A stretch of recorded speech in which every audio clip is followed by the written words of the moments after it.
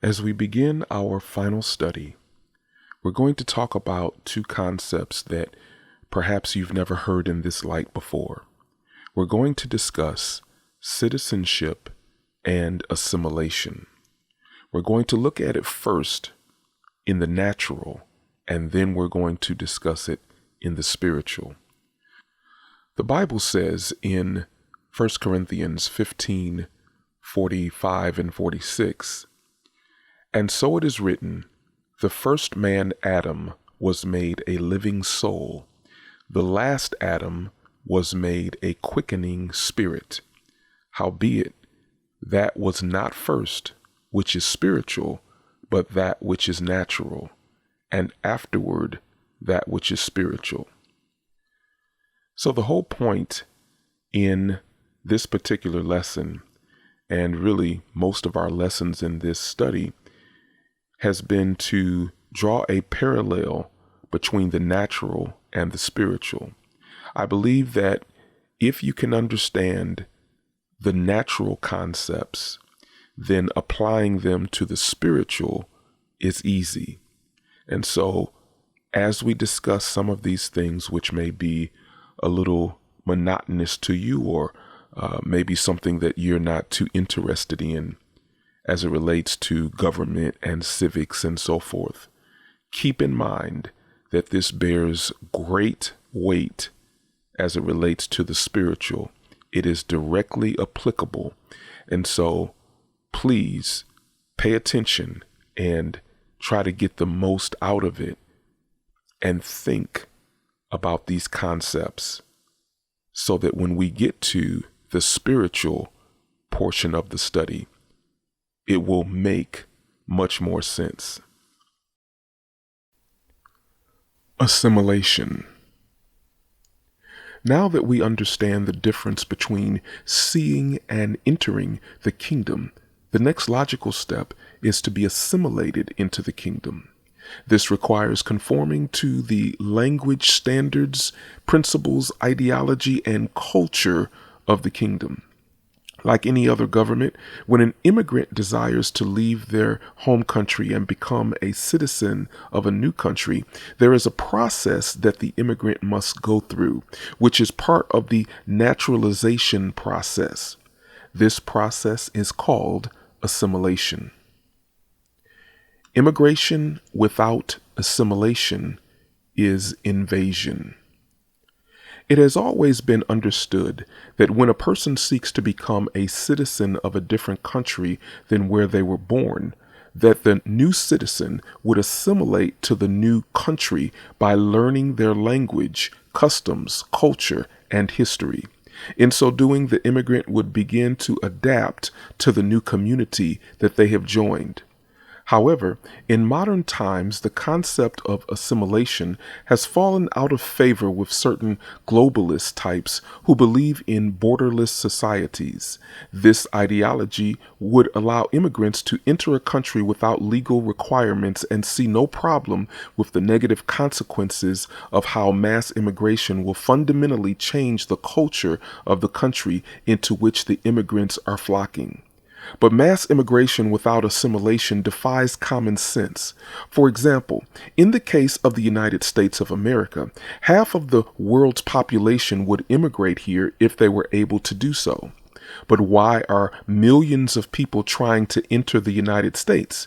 Very simply, because they don't like what is going on in their home countries, so much so that they are willing to risk life and limb, many times taking perilous journeys where they put themselves and their children at great risk to all types of dangers, all for an opportunity to live in the greatest country on earth. But for those immigrants who enter legally and are naturalized to become U.S. citizens, shouldn't they also be required to assimilate into American society? Assimilate. 1. To take in and incorporate as one's own. Absorb. 2. To bring into conformity with the customs, attitudes, etc. of a group, nation, or the like. Adapt or adjust. Dictionary.com. Assimilation in anthropology and sociology, the process whereby individuals or groups of differing ethnic heritage are absorbed into the dominant culture of a society. The process of assimilating involves taking on the traits of the dominant culture to such a degree that the assimilating group becomes socially indistinguishable from other members of the society. Encyclopedia Britannica. To assimilate is to become similar to the group that you are joining in order to be a properly functioning part of the group. Assimilation does not mean that you become a clone or a carbon copy of everyone else. Assimilation should never include the stripping of one's cultural identity, as long as that culture does not violate the basic tenets of our democratic republic that is built upon the ideology of liberty and individual freedom as espoused in the U.S. Constitution and Bill of Rights. Thus, when immigrants assimilate to the society that they are joining, they are accepted because they pose no threat. But when immigrants don't assimilate, but remain isolated in their own enclaves, they can be viewed as a threat.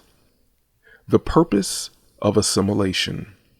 When immigrants desire to leave their native country and become citizens of another country, it is normally because they view the other country as successful and they want to join in on that success. This also means that they see their home country as unsuccessful and therefore want to leave it in search of a better life with more opportunities for them and their families. Thus, assimilation is the process of absorbing new, foreign-born citizens into the broader culture and society. This is a sensitive proposition because too much immigration into a society can negatively affect society in a number of ways, culturally and economically, and can create severe backlash and revolt, such as is being seen in Europe in present times. Therefore, immigration should be limited to numbers that communities can naturally absorb without creating hardship or resentment by the population. When done properly, the purpose of naturalization and assimilation is to allow these legal immigrants a doorway to citizenship and acceptance into the greater society that is fair and balanced, free from discrimination of any kind, and which also gives them a reasonable pathway to success, prosperity, and a piece of the American dream for them and their families. Assimilation, then, is a critical process that affects two groups, the newly naturalized immigrant citizen and the broader society of citizens. Therefore, assimilation has to be handled properly. On the one hand, the first obligation of government is to protect the broader society of citizens, because immigration without assimilation, for all practical purposes, is invasion. On the other hand, the newly naturalized citizen needs help entering society successfully. The pathway to acceptance and successful entrance into a society is therefore assimilation. Now, while there are many on the opposite side that would argue against this point, claiming that America, for example, should just let everyone in and there should not be any borders, but this argument defies common sense. A home country has borders for the same reason a home has doors, fences, and security systems, to control what you let in. The people who argue for open borders and mass immigration would never open up the doors to their home and just let anyone come in and live. Further, many of the people who are so vocal on this point are wealthy and typically live in gated communities and send their children to private schools. Thus, they have no skin in the game and are therefore not qualified to speak on the subject. As it relates to assimilation, consider this example. Let's suppose that new immigrant citizens move into a home near yours. As a good neighbor, you begin to reach out to them and your child presents an idea to you. They say, Dad and Mom, you know we are going on a vacation at the end of the month, and you rented a house for us in Florida. Since Uncle James and Aunt Betty can't come with us, why don't we invite our new neighbors on the vacation with us? Mom and Dad give it some thought and agree. It would be a great experience. So they extend the invitation and the neighbors accept. Mom then begins to make preparations and room assignments, looking out for the comfort of their guests. And as normal, she creates an agenda for activities that they will all do together each day.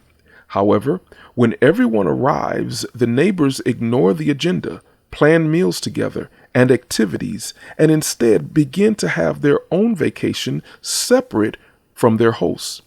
For the entire trip, the neighbors do everything separate from their hosts. The only thing that they do together is sleep under the same roof. Now, do the hosts have the right to be angry?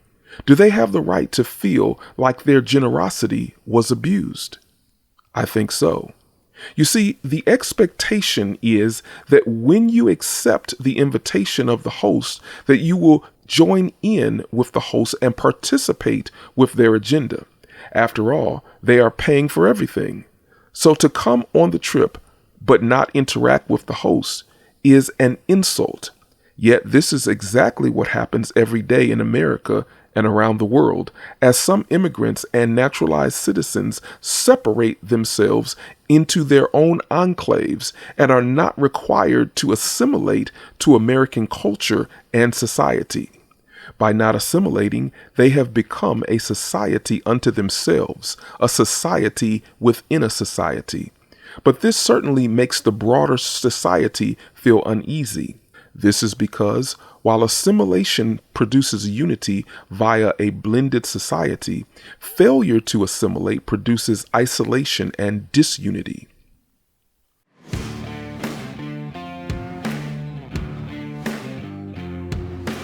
Hey guys, welcome back to Reality Check on MRC TV. I'm Brittany Hughes. Now, social media lost its collective mind after Tom Brokaw dared to suggest on Meet the Press Sunday that Latinos who come to America should learn English and raise their kids as Americans. Yeah, I hear when I push people a little harder, I don't know whether I want brown grandbabies. I mean, that's also a part of it. It's the intermarriage that is going on and the cultures that are conflicting with each other. I also happen to believe that the Hispanics should work harder at assimilation. That's one of the things I've been saying for a long time. You know, that they ought not to be just codified in their communities, but make sure that all their kids are learning to speak English and that they feel comfortable in the communities, and that's going to take outreach on both sides, frankly. He's not wrong about that last part. In 2017, for example, a record 66.6 million U.S. residents over the age of 5 spoke a language other than English at home. That's triple what it was back in 1980, and the most common language by far is Spanish. Of the 1 in 4 school-age children who speak a foreign language at home, 85% were born in the United States. More than 55% of U.S. teachers now have at least one student in their class with limited English proficiency, which places a growing burden on our education system.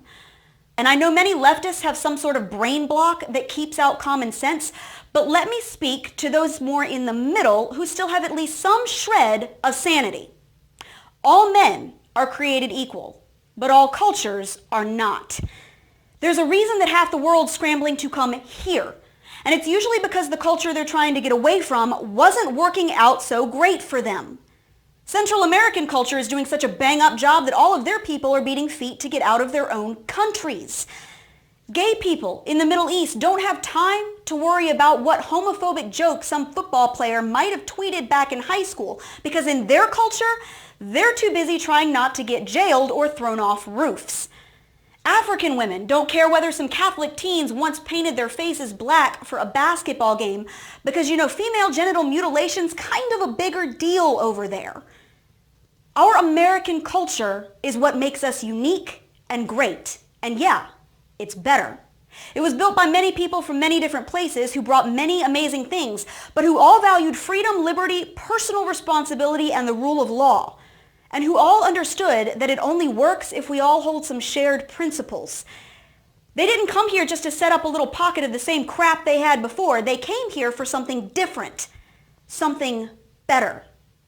Conservatives are not racists. Most of us don't give a thought about what color our grandkids will be, nor do we care.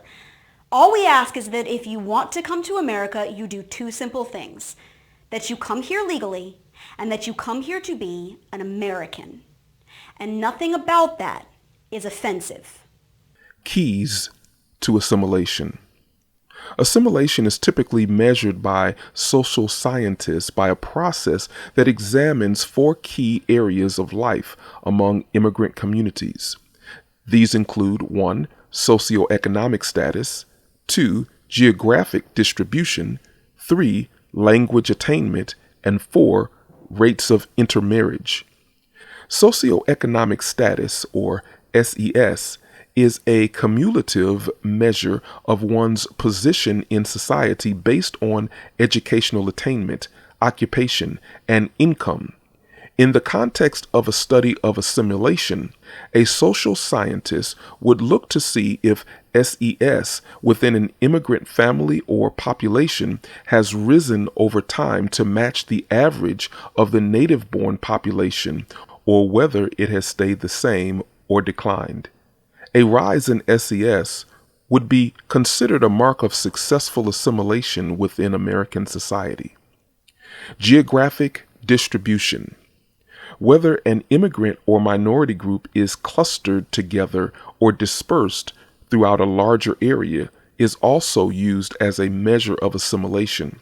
Clustering would signal a low level of assimilation, as is often the case in culturally or ethnically distant enclaves like Chinatowns.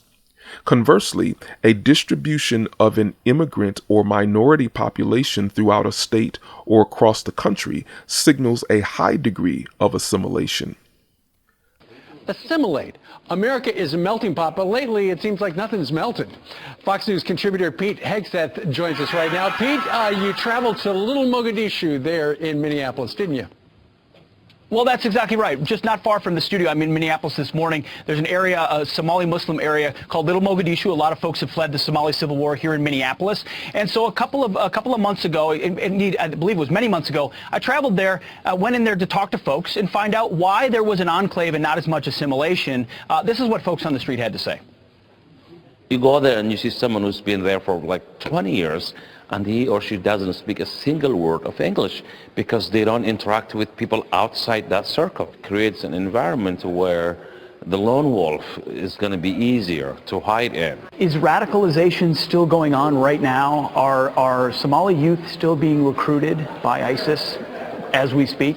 Yes. The Islamic schools here in Minnesota, they teach Sharia law. Yeah, Sharia law. Do they teach also American law, the U.S. Constitution? Actually, I have no idea about that one. Oh my God, that's one of the scariest sound bites I've ever heard, because when you come to the United States and the whole idea of assimilation is to become more American, but if you don't learn the language, you don't learn the history, you don't get a job, you don't assimilate. Well, that's exactly right. And Somalia is one of the countries on the list of, listen, these are people coming from intolerant countries where women and gays are persecuted, religious minorities are persecuted, coming to tolerant countries like in Western Europe or the United States. If they don't assimilate to the idea of America, America is not a race or a gender or a creed. It is an idea around founding values. If they don't learn English, if they're not taught in American schools about the Constitution and why this country is special, then why should we be surprised that they're seduced by radical Islam? Sure. They're seduced by mosques that teach Sharia law, and then they backlash against this culture in our country and attack us here at home. That is why the next step to extreme vetting is allegiance and assimilation, and we're not doing it in our schools. We're not making sure folks learn English. This is a press 2 for Spanish or press 2 for another language country. We got to get back to basics, and it starts with knowing who's coming into our country and whether they believe in America, and then once they're here, we need to ask them to invest in America and become part of the fabric of our country. This is a pretty simple construct. Nothing racist about it. It's called Americanism. Yeah, sure, and you made it clear why assimilation is important, but you mentioned allegiance. How would you like to see them pledge allegiance to their new country?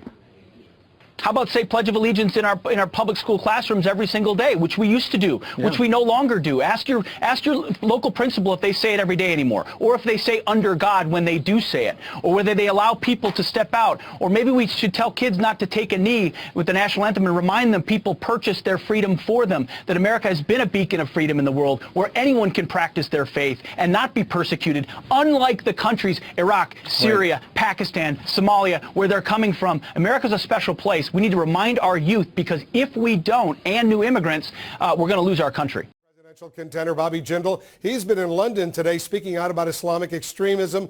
Bobby Jindal spoke about claims that Muslim immigrants have created what he calls these so-called no-go zones across Europe, places where Sharia law rules and non-Muslims aren't allowed. According to one online copy of the speech, the governor said this, and I'm quoting, "In the West, non-assimilationist Muslims establish enclaves and carry out as much of Sharia law as they can without regard for the laws of the democratic countries which provided them a new home. It is startling to think that any country would allow, even unofficially, for a so-called no-go zone."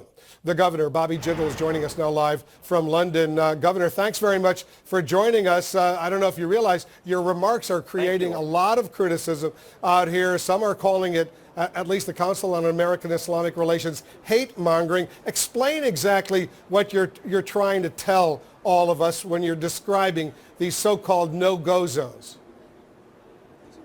Absolutely, Wolf. Look, I knew by speaking the truth we were going to make people upset.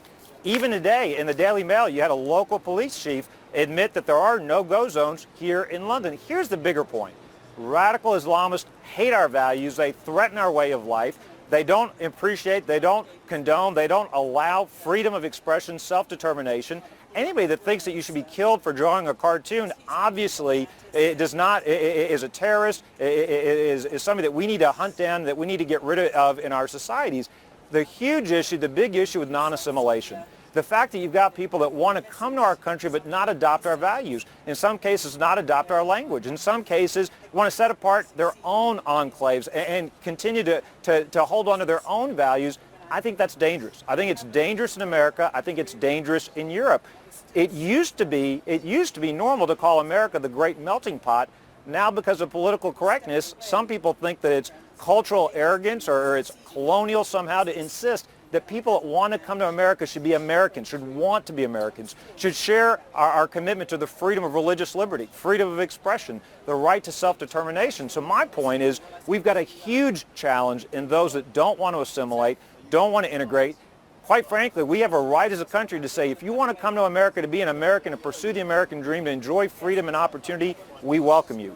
However, if you don't, we don't want you in our country. In America, if we continue to allow folks to come in without insisting on assimilation, on integration, this is what lies in our future. Radical Islam is absolutely a threat to our way of life. This is a group that we must hunt down and kill. And secondly, we need to promote assimilation and integration. It's no longer acceptable simply, and by doing this, I'm talking about, for example, how we educate our children about American exceptionalism. I'm talking about insisting on English. I'm talking about insisting on adherence to our values. Sharia law is completely incompatible with Western notions of self-determination, of equality, of human dignity. It's not just another way of looking at the world. It's completely incompatible, and we need to recognize radical Islam for the real threat that it is. When my parents came to Louisiana over 40 years ago, they came so they could be Americans. They love India. They love our heritage, but they didn't want us to be growing up Indians. If we were, we would have stayed in India. Instead, they said, you are Americans, not hyphenated Americans. Another thing I said today was, we don't need to be calling ourselves Irish Americans, Indian Americans, African Americans. We're all American. And that is extremely important. I think immigration shouldn't be done based on race, color, or nonsensical divisions. It should be based on if people want to come and pursue freedom and opportunity, work hard, get a great education, enjoy that freedom that our parents left for us. That should be how we determine who we let in and who we don't let in. So it used to be acceptable to talk about the American dream, American exceptionalism, Western values. What I fear is political correctness is driving us to pretend like these differences don't matter, and it's equally acceptable to adopt Sharia law. It's equally acceptable to reject these notions of what our Judeo-Christian heritage that have made us so unique, so successful, and continue to allow us to make our own decisions about how to lead our lives. Governor, we can all be proud of America, proud to be Americans, but we can also be proud of our ethnic heritage, right? Oh, absolutely. And I'm saying people should absolutely embrace our ethnic heritage. Look, America is a majority Christian country, but there's no penalty, and there shouldn't be, for those who have different faiths or those who are of no faith. Absolutely. There's nothing wrong with being proud of our heritage, but we're Americans. And the reason we came here is we knew this was a special place, a unique place, and we should insist on those that come into our country. What worries me is when you have second, third, fourth generation immigrants who now identify themselves in another country or in their own cultural group. They either want to change our culture or set up their own culture. And it is a bigger problem, to be fair. It is a bigger problem in Europe. But if we're not careful, we're going to see those same challenges in America as well. And that's what worries me, this political correctness, and especially among the left, that seems to want to insist that there's nothing unique or special about America, or that it is arrogant to insist that people coming to our country share our values, share our language, and understand they're coming to be American. They're not coming to change our country to look more like what they want, which involves Sharia law, the unequal treatment of women, and other types of oppression. It is absolutely correct to insist on assimilation, to insist that people coming into our society, into our country, adopt our values, adopt our language, and understand they're coming to become Americans, or in this case, coming to become the citizens of the UK, coming to be Europeans. And I think that assimilation, that integration is so important if we want to prevent those lone wolves and to protect our society against this threat. Language attainment. Assimilation can also be measured with language attainment. When an immigrant arrives in a new country, they may not speak the language native to their new home. How much they do or do not learn over the subsequent months and years can be seen as a sign of low or high assimilation. The same lens can be brought to the examination of language across generations of immigrants, with the ultimate loss of a family's native tongue being seen as full assimilation. Intermarriage. Finally, rates of intermarriage across racial, ethnic, and/or religious lines can be used as a measure of assimilation. As with the others, low levels of intermarriage would suggest social isolation and be read as a low level of assimilation, while medium to the higher rates would suggest a great degree of social and cultural mixing and thus of high assimilation. No matter which measure of assimilation one examines, it's important to bear in mind that there are cultural shifts behind the statistics. As a person or a group assimilated to the majority culture within a society, they will adopt cultural elements like what and how to eat, the celebration of certain holidays, and milestones in life, styles of dress and hair, and tastes in music, television and news media, among other things. Language. Of all the indicators mentioned above, perhaps the most significant primary measurement is language. It takes a great deal of effort and intentionality, especially as an adult, to learn a new language. Yet this is critical because the society that the immigrant is seeking to fit into should not have to adjust to the immigrant. Rather, it is the responsibility of the immigrant to adapt to society. Language is one of those fundamental things that unite all the members of a society. There are few things more frustrating from a social perspective as not being able to communicate with a person. Geographic distribution. Another very important indicator is where the immigrants choose to live. Typically, most cultures prefer to live amongst themselves. Yet this is a fundamental problem and flaw because in America, where there are so many different ethnicities, groups, and religions, we don't need people on islands to themselves. Rather, we need different people and cultures to come together in society in order for America to live up to its potential. It is the multifaceted ethnic fabric of America that makes her great. Therefore, when you have immigrant communities that come to America and pretend that they are still in their native country, by creating little versions of that country, it presents a clear red flag. Ideally, there should be dispersion into the community as opposed to remaining isolated. I can say from personal experience that it was quite difficult to go from the safety and shelter of my home and community into adult life and working at a job where all of a sudden, for the first time, you are a minority. This was such a traumatic experience for me that I vowed that my children would never experience that. You see, when you grow up and are raised only amongst your ethnicity, it creates a false impression of the world and causes young people to be ill-equipped and ill-prepared for some of the most fundamental challenges of life. Even in the early 1980s, it was still culture shock for me. But my children, on the other hand, have always lived in diverse communities where they were typically the minority. This meant that entering into the workforce would not be nearly as difficult for them as it was for me. Because of that one decision, my children have enjoyed a decided advantage over the average inner city young person. By being forced into the melting pot from the age of 5 when they began to attend school, they were able to incorporate that major life lesson throughout their entire developmental years. Ideology. Finally, perhaps the most important indicator of immigrant assimilation is ideology. When a person comes from another country, that country usually has a different ideology. In most cases, as evident by the immigrant's desire to leave, the ideological differences can be quite large. This is what has prompted them to leave their native land in search of a better life. But when they arrive in the new country, ideological assimilation is absolutely imperative.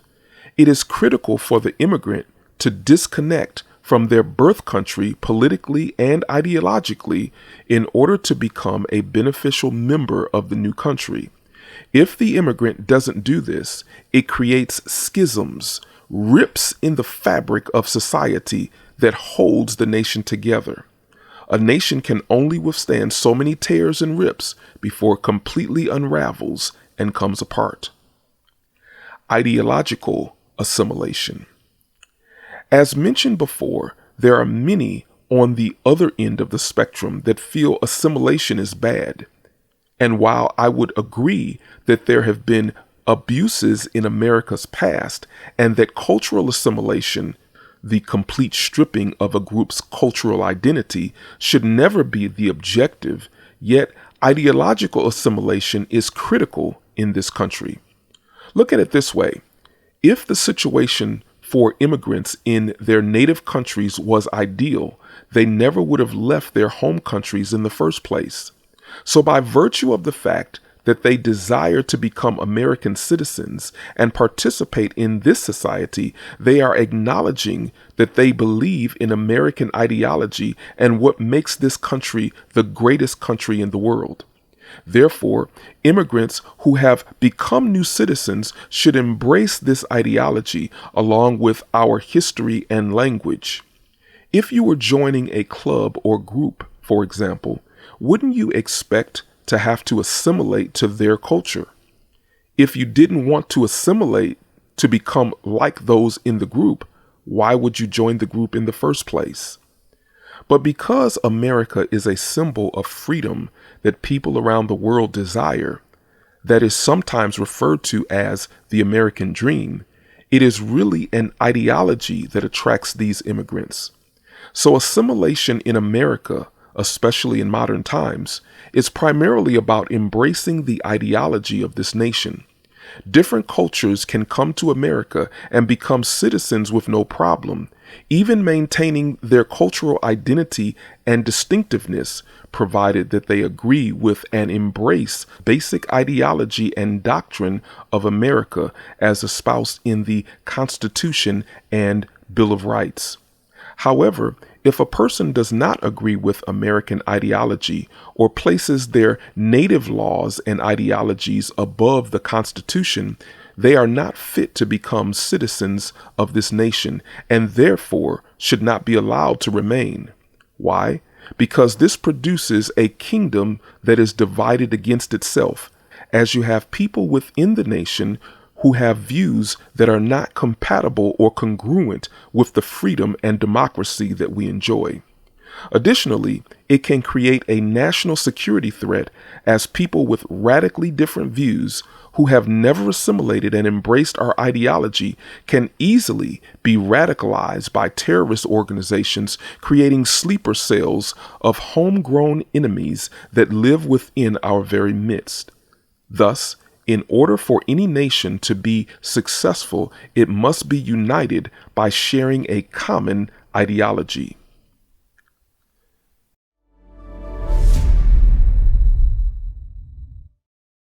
Welcome back to Our American Republic. Achieving unity can be a realistic aspiration for all Americans. In unity, humanity combines the potential of all individuals so that together we can all succeed.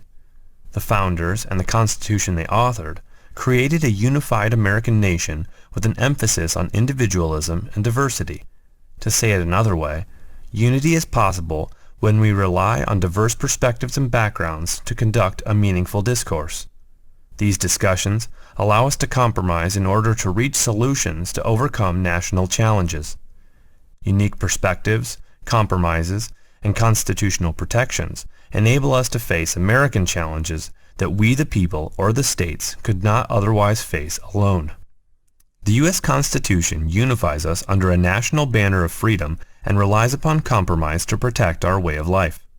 Colonial unity in 1776 was achieved through compromise and acceptance of differing opinions on government and law. The threat from Great Britain and other European nations forced the states to accept an imperfect union to ensure their long-term survival. Survival would allow the colonies to address differing opinions regarding governmental structure and slavery at a later, less volatile moment in time. Ratification of the Constitution did not remove our personal differences, but our melting pot culture achieved American unity. Whether we see ourselves as similar or different from one another, the world sees us only as Americans. In the present day, we look upon each other as Americans, but previous immigrants and previous generations of Americans saw the differences between British, Irish, German, African, Dutch, Chinese, Italian, etc. Each one of these groups saw the others as outsiders, yet they all put aside significant differences to become Americans. American unity is key to our individual success and survival as a nation. Unity in support of constitutional law protects our individual freedoms and allows us to individually achieve as much as we may desire in our lives, free from the threat of tyranny or repression. Diversity in thought and opinion can provide much for America. However, a lack of unity can promote government weakness and collapse, as it did in Athens during its struggles with Sparta, or as it did in France during World War II. If we wish to function as a mob without order, aspirations, or structure, then we may end up unable to act with solidarity in order to protect our freedom, our civil rights, and possibly America itself. The creation of the American Republic via the Constitution was only a partial solution in unity, but it served us better than most other world governments because it leaves Americans the freedom to determine how to implement unity on our own terms. What value, if any, is there in emphasizing our differences? What American cultural elements or artwork emphasize unity? How can we emphasize Americanism above our skin color, religion, or creed? Now, I trust that you have been enlightened and been able to see some of the various problems that occur in America and around the world when assimilation is not handled properly. But just like there are problems in the natural with assimilation, there are also many problems as it relates to the spiritual realm and assimilation. For example, just like you have enclaves of various immigrants and ethnic groups that congregate and don't assimilate in the natural, you also have that in the kingdom. You get this with denominations that are very exclusive and sectarian in their views. They don't assimilate to the kingdom. You also have different ethnicities who put their ethnic group or their ethnic background above their citizenship in the kingdom of God. All of these things are major problems that exist in the kingdom of God today.